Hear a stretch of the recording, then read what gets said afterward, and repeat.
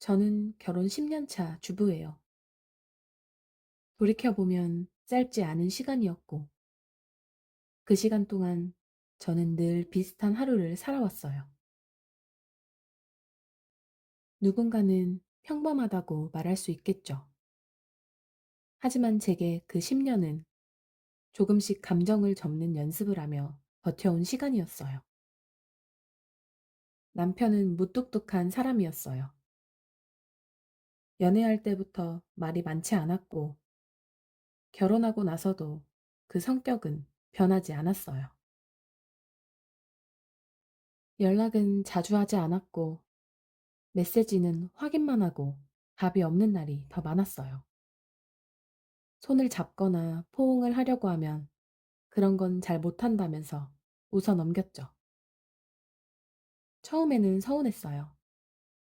하지만 저는 스스로를 설득했어요. 이 사람은 원래 이런 사람이라고. 다정한 말 대신 책임으로 표현하는 사람이라고 말이죠. 우리는 함께 중소기업을 운영하고 있었어요.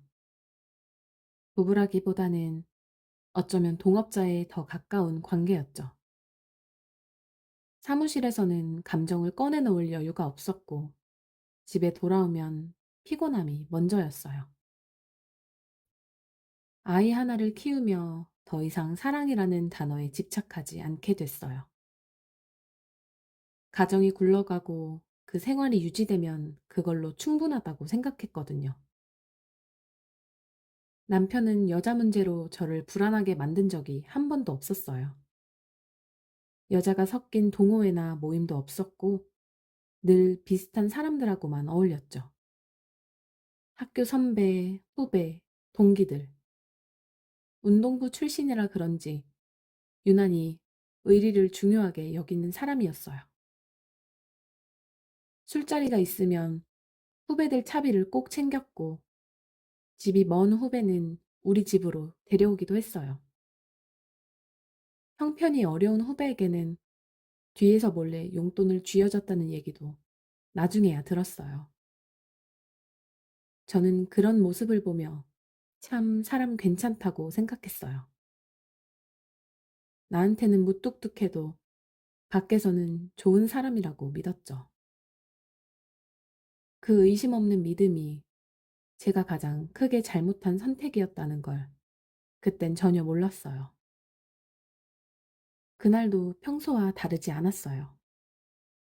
남편이 외근을 나가면서 사무실에서 서류 하나를 찾아달라고 했죠.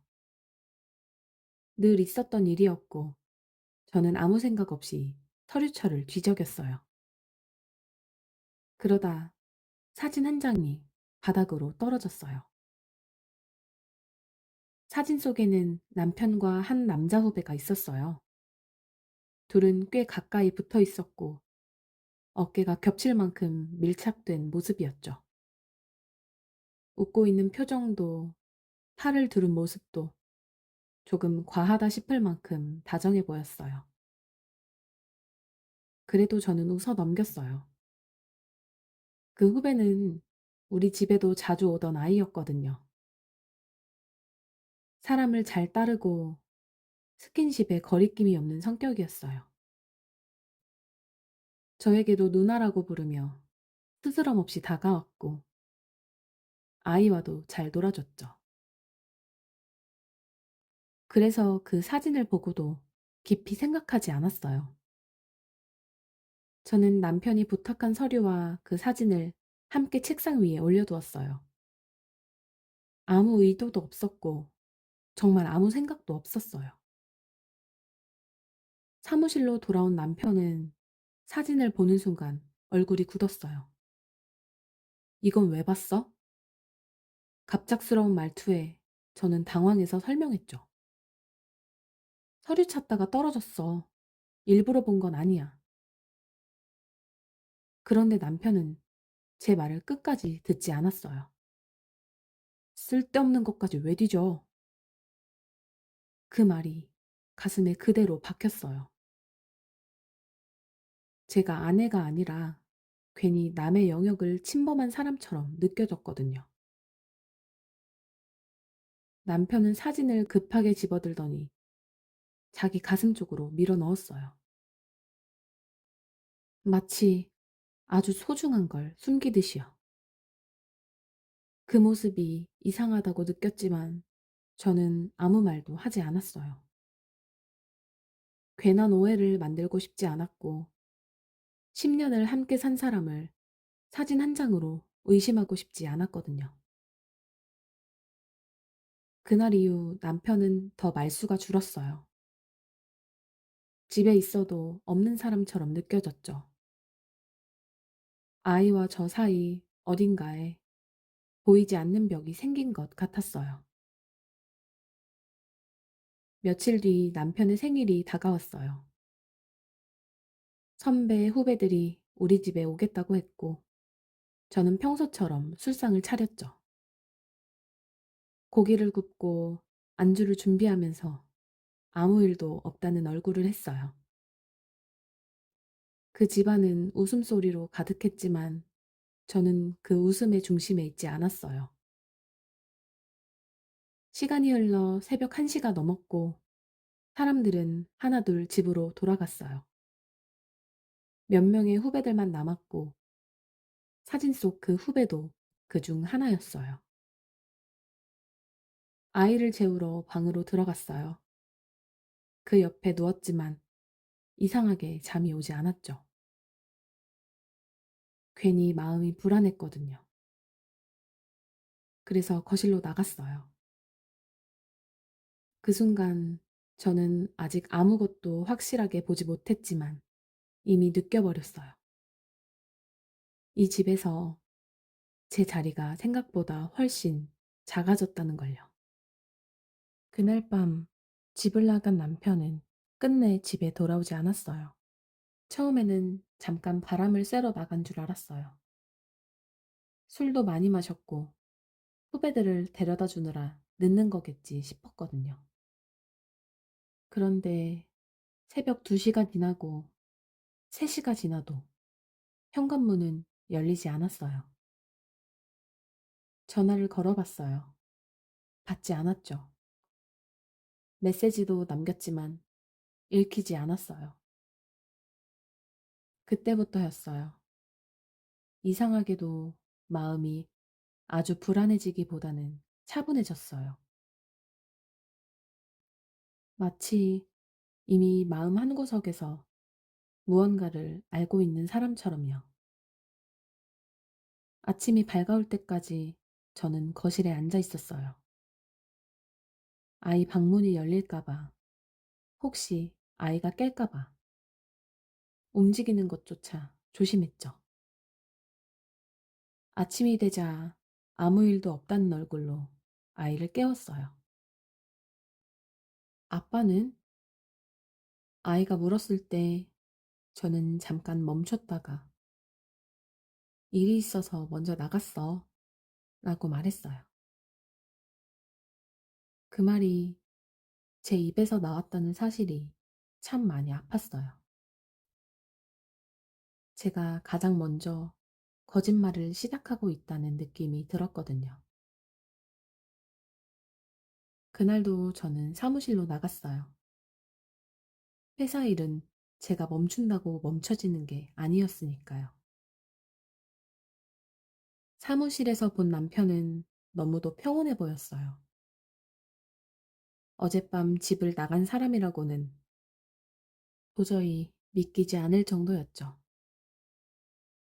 눈이 마주쳤는데도 남편은 아무 말도 하지 않았어요. 어색함도 미안함도 그 어떤 감정도 보이지 않았어요. 그 모습이 저를 더 불안하게 만들었어요. 이 부재가 우연이 아니라 의도라는 생각이 들었거든요. 그날 이후 남편은 집에 거의 들어오지 않았어요. 가끔 새벽에 잠깐 들렀다 나가는 날이 있었지만 그마저도 제가 잠든 시간만 골라서였어요. 샤워만 하고 옷만 갈아입고 다시 나가는 모습이 이 집이 잠시 들르는 장소처럼 느껴졌어요. 저는 묻지 않았어요. 왜 요즘 집에 안 들어오는지, 어디서 자는지, 누구와 함께 있는지. 묻는 순간 제가 완전히 무너질 것 같았거든요. 며칠쯤 지났을 때였어요. 그 후배가 사무실에 찾아왔어요. 아무 일도 없다는 얼굴이었죠. 평소처럼 웃으면서 고개를 숙여 인사했어요. 그런데 그날은 제 눈을 제대로 보지 않더라고요. 아주 잠깐이었지만 그 시선을 피하는 순간이 이상하게 오래 마음에 남았어요. 분명히 무언가를 피하고 있다는 느낌이었거든요. 그날 이후 그 후배는 사무실에 더 자주 나타났어요. 회의가 있다. 업무 논의가 필요하다. 급한 이야기가 있다며 이유는 늘 충분해 보였어요. 그런데 이상하게도 그 자리에는 저만 빠져 있었어요. 회의실 문은 제 앞에서 닫혔고 중요한 이야기는 제가 없는 자리에서 끝났죠. 주변 사람들도 뭔가를 느끼고 있는 것 같았지만 아무도 말하지 않았어요. 혹은 느끼지 않으려고 애쓰는 얼굴들이었어요. 그 침묵 속에서 저는 점점 예민한 사람처럼 느껴지기 시작했어요. 괜히 혼자 의미를 부여하는 건 아닐까? 내가 너무 날카로워진 건 아닐까? 스스로를 의심했죠. 의심은 언제나 제 쪽으로 돌아왔어요. 집으로 돌아오면 아이와 단둘이었어요. 저녁을 먹고 숙제를 봐주고 잠자리에 들게 하는 모든 과정이 혼자 몫이었어요. 아이는 아빠를 찾기 시작했어요. 아빠는 언제 오냐고, 이번 주말에는 같이 놀러 가는 거냐고 물었죠. 그럴 때마다 저는 애매한 말로 넘겼어요. 확답을 하지 못했죠. 아이에게 거짓말을 계속 쌓아가고 있다는 느낌이 저를 점점 숨막히게 했어요. 밤이 되면 잠이 오지 않았어요. 눈을 감으면 사진 속 장면들이 떠올랐죠.